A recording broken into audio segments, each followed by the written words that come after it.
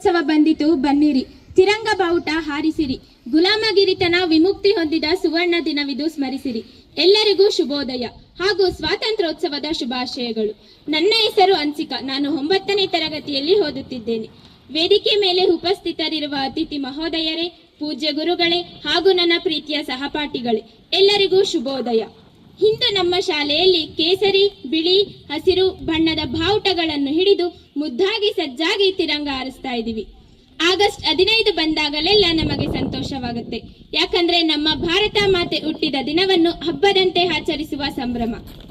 ಸ್ವಾತಂತ್ರ್ಯ ಅಂದ್ರೆ ಒಂದು ರಜಾ ದಿನ ಅಲ್ಲ, ಬದಲಾಗಿ ನಾನು ನನ್ನಂತೆ ನಾನಾಗಿ ಬೆಳೆದು ಅರ್ಥಪೂರ್ಣವಾಗಿ ಸ್ವಾಭಿಮಾನದಿಂದ ಬದುಕೋ ಹಕ್ಕು. ಇದನ್ನು ನಮ್ಮ ಪೂರ್ವಜರು ತಮ್ಮ ಪ್ರಾಣ ತ್ಯಾಗದಿಂದ ನಮ್ಮ ಕೈಗೆ ಕೊಟ್ಟಿದ್ದಾರೆ. ಈ ನಮ್ಮ ಸ್ವಾತಂತ್ರ್ಯ ಅಷ್ಟು ಸುಲಭವಾಗಿ ಬಂದಿಲ್ಲ ಗೆಳೆಯರೇ. ಒಮ್ಮೆ ಕಲ್ಪಿಸಿ ನೋಡೋಣ. ನಮ್ಮ ಭಾಷೆಯಲ್ಲಿ ನಾವು ಮಾತನಾಡಿದರೆ ಶಿಕ್ಷೆ, ನಮ್ಮದೇ ನಾಡಿನಲ್ಲಿ ನಮ್ಮನ್ನು ನಾವೇ ಆಳಲಾರದ ದುಸ್ಥಿತಿ. ಮನೆ ಮನೆಗೆ ಬ್ರಿಟಿಷ್ ಸೈನಿಕರು ಅವರಂತೆಯೇ ನಡೆಯಬೇಕೆಂಬ ಆಜ್ಞೆ. ಸ್ವಾತಂತ್ರ್ಯದ ಮಾತೆತ್ತಿದರೆ ಸಾಕು, ಲಾಠಿ ಹೊಡೆತ, ಜೈಲುವಾಸ. ಈ ಸ್ಥಿತಿಯಿಂದ ನಮ್ಮ ಭಾರತವನ್ನು ಮುಕ್ತಗೊಳಿಸಲು ಸಾವಿರಾರು ಜನರು ತಮ್ಮ ಬದುಕನ್ನು ಬಲಿ ಕೊಟ್ಟರು, ಸ್ವಾತಂತ್ರ್ಯದ ಹೋರಾಟಗಾರರಾದರು.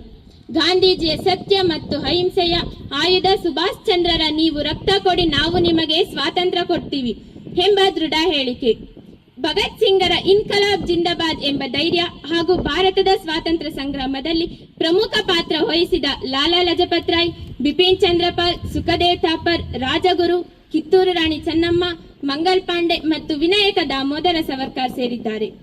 ಇಂತಹ ಪ್ರಾಣಾರ್ಪಣೆಗಳಿಂದ ಬಂದ ಸ್ವಾತಂತ್ರ್ಯವನ್ನು ನಾವು ಅರ್ಥಪೂರ್ಣವಾಗಿ ಜೀವಿಸಬೇಕು.